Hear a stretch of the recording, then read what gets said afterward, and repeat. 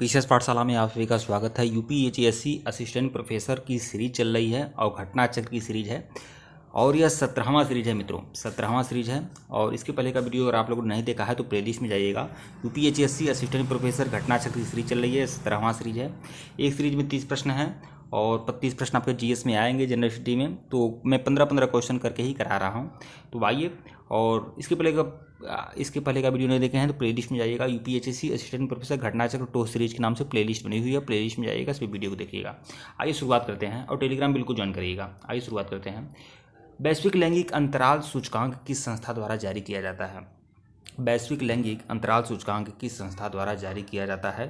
तो ये आपको बताना है। तो यह जारी किया जाता है विश्व आर्थिक मंच द्वारा। विश्व आर्थिक मंच द्वारा जारी किया जाता है। विकल्प डी जो है आपका सही है, इसी के द्वारा जारी किया जाता है वैश्विक लैंगिक अंतराल सूचकांक, विश्व आर्थिक मंच के द्वारा। और वैश्विक लैंगिक अंतराल सूचकांक जो है यह विश्व आर्थिक मंच द्वारा जारी किया जाता है। इस सूचकांक को 2006 में लॉन्च किया गया था। सबसे पहले जो है 2006 में इस सूचकांक को लॉन्च किया गया था, तो यह चीज़ ध्यान रखिएगा। और वैश्विक लैंगिक अंतराल सूचकांक 2022 में भारत का स्थान कितना है? 135वां स्थान है, तो यह भी ध्यान रखिएगा। प्रश्न 2 देखिएगा, भारत की वर्तमान राष्ट्रपति द्रौपदी मुर्मू किस जनजाति से संबंधित हैं? तो यह किस जनजाति से संबंधित हैं द्रौपदी मुर्मू? तो यह संथाल जनजाति से हैं, संथाल जनजाति से, ध्यान रखिएगा, संथाल जनजाति से हैं द्रौपदी मुर्मू। और यह 15वीं राष्ट्रपति हैं, 15वीं राष्ट्रपति हैं। और संथाल जनजाति जो है वो झारखंड की जनजाति है, यह ध्यान रखिएगा। और इससे पहले वह झारखंड की राज्यपाल भी रह चुकी हैं, अभी ध्यान में रखिएगा आप लोग। और यह 15वीं राष्ट्रपति हैं। प्रश्न 3 देखिएगा, इको मार्क उन भारतीय उत्पादों को दिया जाता है जो पर्यावरण के प्रति मैत्रीपूर्ण होते हैं, पर्यावरण के प्रति मैत्रीपूर्ण होते हैं। तो विकल्प सी जो है आपका सही है।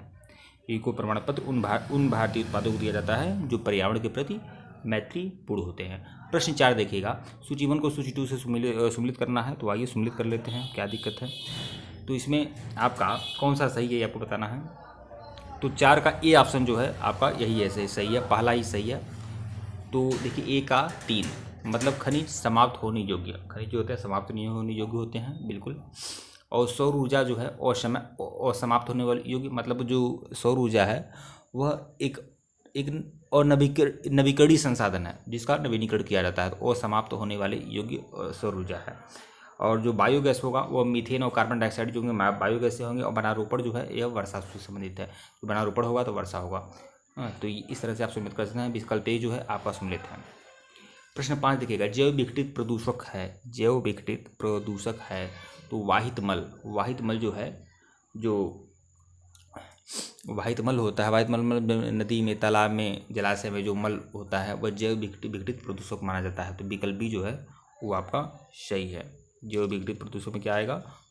वाहित मल। तो विकल्प बी जो है इसमें सही है। कूड़ा कचरा सभी जैव विघटित मल में ही आएंगे, जैव विघटक प्रदूषण में ही आएंगे, यह ध्यान रखिएगा आप लोग। प्रश्न 6 देखिएगा, प्रश्न 6, निम्नलिखित में से कौन सही सम्मिलित नहीं है? कौन सही सम्मिलित नहीं है ये आपको बताना है। तो देखिए, बांदीपुर अभयारण्य जो है आपका कर्नाटक सम्मिलित है, सम्मिलित है।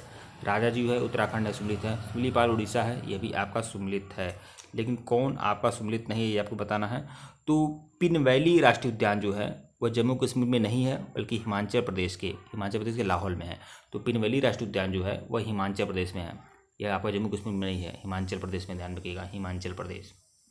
बाकी ये तीनों सम्मिलित है, तो विकल्प डी जो है आपका सम्मिलित नहीं है। प्रश्न 4 देखिएगा, नीचे 2 वाक्यांश दिए गए हैं, तो कथन और कारण बताना है आपको। तो इसमें क्या सही है ये आपको बताना है। तो प्रश्न नंबर 7 का जो है ए ऑप्शन जो है आपका सही है। ए और आर दोनों सही है, आर ए सही का सही स्पष्टीकरण है। ए आर दोनों सही है, आर ए का सही स्पष्टीकरण है। प्राकृतिक वनस्पति जलवायु का सही सूचकांक है, बिल्कुल।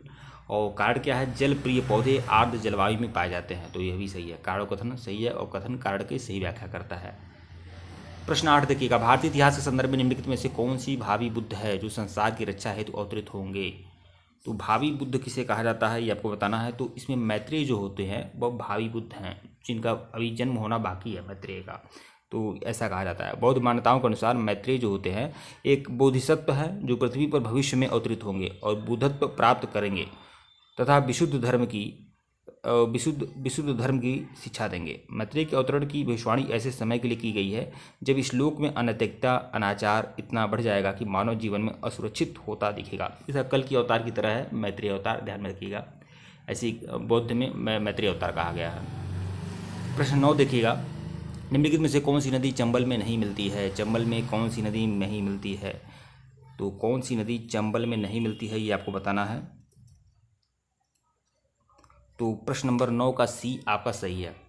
सी मतलब बेतवा नदी जो है चंबल में नहीं मिलती है, बाकी सभी नदियाँ चंबल में मिल जाएंगी। मतलब छिप्रा भी चंबल में जाकर आगे मिल जाती है, काली सिंध भी मिलती है, पार्वती नदी भी मिलती है, लेकिन बेतवा नदी जो है वो चंबल में नहीं मिलती है। बेतवा नदी मध्य प्रदेश में विंध्य पर्वत श्रृंखला से समुद्र तल से लगभग 576 मीटर ऊंचाई से रायसेन जिले से निकलती है। कुल मिलाकर यह जाना रायसेन जिले से निकलती है और उत्तर प्रदेश के हमीरपुर में यमुना नदी से मिलती है। मतलब ये यमुना की सहायक नदी है। उत्तर प्रदेश के हमीरपुर में यमुना नदी से बेतवा नदी मिलती है, जबकि छिप्रा, काली सिंध और पार्वती जो है वह चंबल में मिल जाती हैं। तो कौन नहीं मिलती है? बेतवा नदी, यह यमुना में मिलती है। प्रश्न 10 देखिएगा, संविधान के किस प्रावधान द्वारा अस्पृश्यता का उन्मूलन किया गया है? अनुच्छेद 17 में। अनुच्छेद 17 में। तो विकल्प सी जो है वो आपका सही है। प्रश्न 11 देखिएगा, प्रधानमंत्री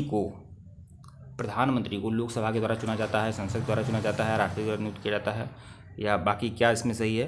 तो इसमें राष्ट्रपति के द्वारा नियुक्त किया जाता है, यह सही है। राष्ट्रपति के द्वारा नियुक्त किया जाता है, विकल्प सी। प्रधानमंत्री को राष्ट्रपति के द्वारा नियुक्त किया जाता है, तो ये ऑप्शन जो है विकल्प सी जो है वो आपका सही है। देखिए, भले ही यह संसद चुनेगी लेकिन नियुक्त तो जो किया जाएगा वो राष्ट्रपति के द्वारा ही नियुक्त किया जाएगा, तो विकल्प सी जो है इसमें सही है। प्रश्न 12 देखिएगा, भारत के संविधान में निम्नलिखित में से किस अनुच्छेद के अंतर्गत संघ लोक सेवा आयोग तथा राज्य लोक सेवा आयोग का प्रावधान है? किस अनुच्छेद में संघ लोक सेवा आयोग एवं राज्य लोक सेवा आयोग का प्रावधान है ये आपको बताना है। तो अनुच्छेद 323 में संघ लोक सेवा आयोग एवं राज्य लोक सेवा आयोग का प्रावधान है। नहीं, क्षमा करिएगा, अनुच्छेद 315 में अनुच्छेद 315 में संघ लोक सेवा आयोग एवं राज्य लोक सेवा आयोग का प्रावधान है। अनुच्छेद 315 में, क्षमा करिएगा, विकल्प जो है आपका सही है। अगर इसकी व्याख्या देख लें तो अनुच्छेद 315 के अनुसार संघ के लिए एक संघ लोक सेवा आयोग और प्रत्येक राज्य के लिए एक राज्य लोक सेवा आयोग होगा, ऐसा 315 में कहा गया है। साथ ही मतलब यूपीएससी या यूपीएससी आप जानते हैं, स्टेट पीसीएस या यूपीएससी, साथ ही 2 या 2 से अधिक राज्यों के परस्पर करार उन राज्यों के विधानमंडल के उस शासक का संकल्प पारित जिसमें संसद द्वारा उन राज्यों के मतलब कि अगर दो राज्य चाहते हैं कि उनका राज्य सेवा आयोग एक हो तो उसके लिए भी इसमें प्रावधान है। तो नीचे 315 ये आप लोग ध्यान रखिएगा। प्रश्न 13 देखिएगा, कृषि मूल्य आयोग की स्थापना की गई थी। कृषि मूल्य आयोग की स्थापना कब की गई थी ये आप लोगों को बताना है। तो प्रश्न 13 का इसमें बी सही है। 1970 में कृषि मूल्य आयोग की स्थापना की गई थी। प्रश्न 13 का इसमें बी आपका सही है। कृषिगत उपजों की कीमतों पर सरकार की सलाह देने के लिए उद्देश्य से 1965 में, देखिए 1965 में कृषि मूल्य आयोग की स्थापना की गई थी। सबसे पहले कृषि मूल्य आयोग की स्थापना कब की गई थी? 1965 में कृषि मूल्य आयोग की स्थापना की गई थी। वर्ष 1985 में कृषि मूल्य आयोग का नाम बदलकर कृषि लागत एवं मूल्य आयोग कर दिया गया। तो इसकी स्थापना, देखिए इसमें ऑप्शन में थोड़ा सा गलती है। 13 का हाँ ये ऑप्शन में 1970 कर दिया है, जबकि यही आपका सही है, 1965 है। कृषि मूल्य आयोग की स्थापना कब की गई थी? 1965 में इसकी स्थापना की जाती है और 1985 में इसका नाम परिवर्तन करके कृषि लागत एवं मूल्य आयोग कर दिया जाता है। तो यह चीज़ आप लोग ध्यान रखिएगा। प्रश्न 14 देखिएगा, शिक्षण का प्रतिमान निम्नलिखित में से किसका वर्णन होता है? शिक्षा का प्रतिमान निम्नलिखित में से किसका वर्णन होता है? तो 14 का बी आपका सही है, अधिगम परिवेश जिसमें शिक्षक व्यवहार भी शामिल है। तो विकल्प बी जो है आपका सही है। प्रश्न 15 देखिएगा, प्रश्न 15, कोई विश्वविद्यालय शिक्षक विद्यार्थियों के सृजनात्मक स्तर के संदर्भ में विशिष्ट प्रोजेक्ट कार्यान्वित करने में उनके निष्पादन का अध्ययन करने की योजना बनाता है। इस संदर्भ में निम्नलिखित में से कौन सी शोध विधि उपयुक्त होगी?